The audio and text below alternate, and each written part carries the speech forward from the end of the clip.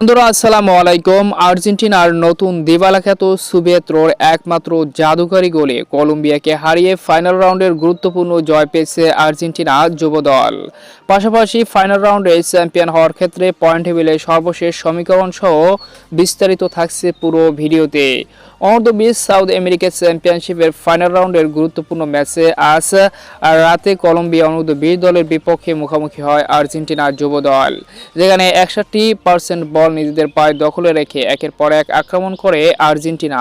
তবে প্রতিপক্ষ কাউন্টার আক্রমণে খেলেছে আর্জেন্টিনার বিপক্ষে, যেখানে প্রথমার্ধে উভয় দলই সুযোগ তৈরি করেছিল, কিন্তু কোনো দলই কাঙ্ক্ষিত সেই গোলটি করতে পারেনি। দ্বিতীয়ার্ধ উভয় দলের দাপট, একের পর এক আক্রমণ হয়েছে। তবে ম্যাচের একেবারে শেষের দিকে আর্জেন্টিনার নতুন দিবালোখ্যাত সুবিয়েতো অসাধারণভাবে ড্রিবলিং করে ডি বক্সের ভিতরে 3-4 জনকে কাটিয়ে অসাধারণ ফিনিশ করে আর্জেন্টিনাকে লিড এনে দেন।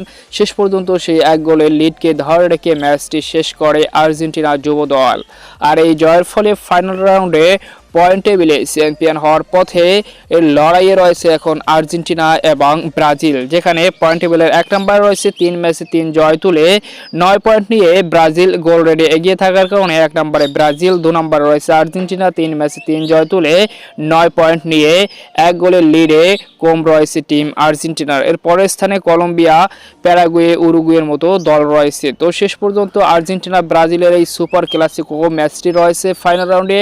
আর সেই ম্যাচে যে দলই জয়লাভ করবে সেই দলই এই টাইটেল কিংবা শিরোপাটা জয়লাভ করবে অনূর্ধ্ব-20 সাউথ আমেরিকা চ্যাম্পিয়নশিপে। তো শেষ পর্যন্ত সেই ম্যাচের জন্য আমাদের অপেক্ষায় থাকতেই হবে।